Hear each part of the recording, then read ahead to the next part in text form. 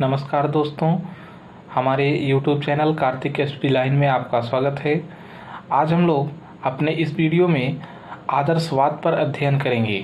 तो वीडियो को शुरू करने से पहले आप लोग हमारे चैनल को सब्सक्राइब करें, जिससे हमारे सभी वीडियो का नोटिफिकेशन आप तक पहुंचता रहे। आइए देखते हैं आदर्शवाद, जिसे अंग्रेजी में आइडियलिज्म बोलते हैं, आपके समक्ष प्रस्तुत है। आइडियलिज्म शब्द की उत्पत्ति प्लेटो के आध्यात्मिक सिद्धांत से हुई है। कहाँ से हुई है? प्लेटो के आध्यात्मिक सिद्धांत से। मूलतः इसे आइडियाइज्म कहा जाता है, लेकिन सेंटेंस को व्यवस्थित करने के लिए यल शब्द को एक्स्ट्रा जोड़ा गया है, जिससे इसे आइडियलिज्म के नाम से जाना जाता है।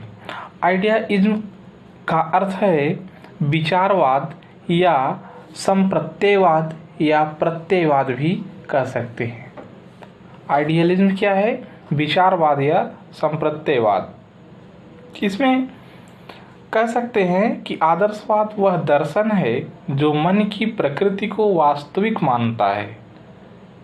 मन की प्रकृति को वास्तविक मानने वाला जो दर्शन है वही आदर्शवाद कहलाता है।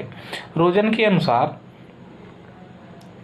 आदर्शवादियों का विश्वास है कि ब्रह्मांड की अपनी बुद्धि एवं इच्छा है और सब भौतिक वस्तुओं को उनके पीछे विद्यमान मनस द्वारा स्पष्ट किया जा सकता है। एक बार पुनः देखेंगे इनकी परिभाषा को। या आदर्शवाद पर इनका जो कथन है वह है, आदर्शवादियों का विश्वास है कि ब्रह्मांड की अपनी बुद्धि एवं इच्छा है और सब भौतिक वस्तुओं को उनके पीछे विद्यमान मनस द्वारा स्पष्ट किया जा सकता है। आगे हम लोग देखेंगे आदर्शवाद के समर्थक कौन कौन थे। तो सुकरात, डीबी, प्लेटो आदि जो शिक्षाविद थे, ये आदर्शवाद का समर्थन करते थे।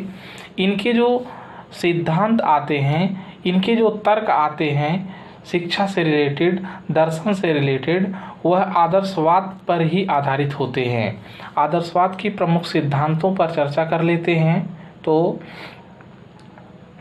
पहला है, ज्ञान का सर्वोच्च रूप अंतर्दृष्टि है। अंतर्दृष्टि आप लोग पढ़े होंगे, जिसे सूझ बोलते हैं। ज्ञान की सर्वोच्च रूप क्या है? सूझ होता है या अंतर्दृष्टि है। आत्मनिर्णय सच्चे जीवन का सार होता है। इंद्रियों द्वारा सच्ची वास्तविकता को नहीं जाना जा सकता। आदर्शवादियों ने ये कहा है कि इंद्रियों द्वारा सच्ची वास्तविकता को नहीं जाना जा सकता। अभौतिक मूल्य ही अंतिम और अनंत वास्तविकताएं हैं। व्यक्तित्व विचारों और प्रयोजनों का मिश्रण है तथा अंतिम वास्तविकता है। व्यक्तित्व क्या है? विचारों और प्रयोजनों का मिश्रण है, और यही जो है क्या होता है? अंतिम वास्तविकता होता है। आदर्शवाद आध्यात्म में विश्वास रखता है। ये पूरा सेंटेंस आप याद रखिएगा। आदर्शवाद के सिद्धांत में यदि पूछता है तो आप जरूर लिखें, आदर्शवाद आध्यात्म में विश्वास रखने वाला दर्शन है। अब हम लोग देखते हैं आदर्शवाद और शिक्षा। आदर्शवाद और शिक्षा किस तरह से एक दूसरे से संबंधित हैं, इस पर हम लोग देखते हैं। शिक्षा एक आध्यात्मिक आवश्यकता है। आदर्शवादियों ने शिक्षा के संदर्भ में बताया कि शिक्षा एक आध्यात्मिक आवश्यकता है।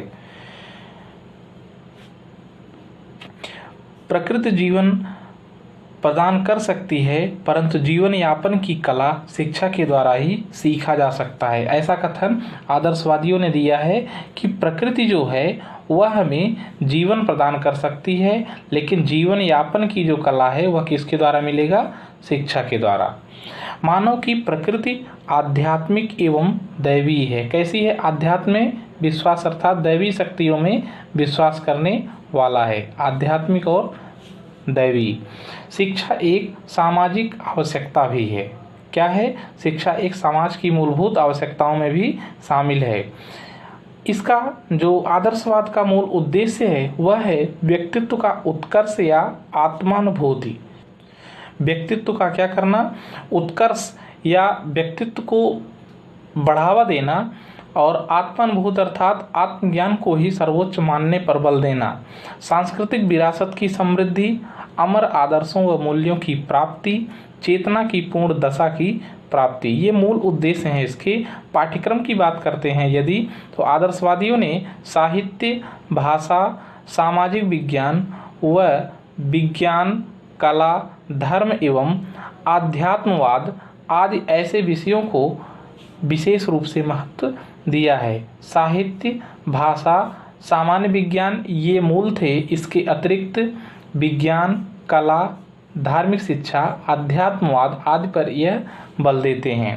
शिक्षण विधि की बात करें तो आदर्शवादियों के अनुसार प्रश्नोत्तर विधि, संवाद विधि, आगमन निगमन विधि, तर्क विधि आदि ऐसे विधियों को अपनाया है, जिसमें से प्रश्नोत्तर विधि सुकरात की, संवाद विधि प्लेटो की, आगमन निगमन विधि अरस्तु की और तर्क विधि हीगल की है।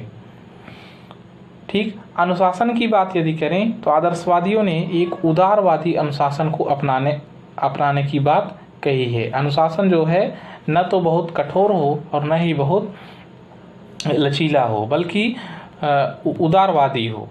मूल्यांकन की बात करें तो आदर्शवादियों ने शिक्षा के संदर्भ में जो अपने तर्क दिए उसका हम मूल्यांकन भी करते हैं। बालक के व्यक्तित्व का आदर हुआ इसमें, अर्थात व्यक्तित्व की पहचान के अनुसार बालक की श्रेणी का विभाजन करना। सत्यम शिवम सुंदरम जैसे गुणों को विकसित करना, तो इसे आप याद रखिएगा। सत्यम शिवम और सुंदरम जैसे गुणों को विकसित करने वाला जो विचारधारा है वह आदर्शवाद है। शिक्षक को अति महत्वपूर्ण स्थान देना, क्योंकि शिक्षक के ऊपर ही जो बच्चे आते हैं वो डिपेंड होते हैं। इस तरह से आदर्शवादियों ने कहा तो आपको अच्छे ढंग से बच्चों को मोटिवेट करके आगे पढ़ाना होगा, इसलिए शिक्षक को महत्वपूर्ण स्थान देने की बात कही गई। आत्मानुशासन, आत्मचरित्र के सिद्धांत का प्रतिपादन करना। आत्मानुशासन और आत्मचरित्र ऐसे सिद्धांतों का प्रतिपादन करने की बात कही गई। दोष को भी देख लेते हैं। आदर्शवाद के उद्देश्य अमूर्त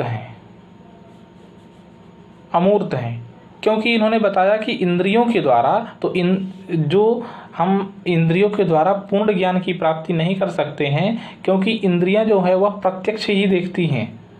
तो ये अमूर्त विचारधारा को बढ़ावा दिए हैं, अध्यात्म को बढ़ावा देने की बात कहे हैं। बालक का स्थान गौड़, शिक्षक तथा आदर्श को मुख्य स्थान देना। बालक के स्थान को गौड़, हमने बताया ना, शिक्षक को के ऊपर ही बालक को डिपेंड होने की बात इन्होंने कही है। पाठ्यक्रम में आध्यात्मिक विषयों को स्थान देना जो इसके दोष में शामिल किया गया है। आध्यात्मिक विषयों को विशेष रूप से स्थान देना इसकी दोष में कहा गया।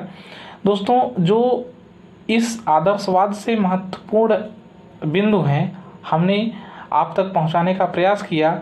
आप हमारे वीडियो को देखिए, लाइक करिए और अपने दोस्तों तक शेयर करिए। धन्यवाद।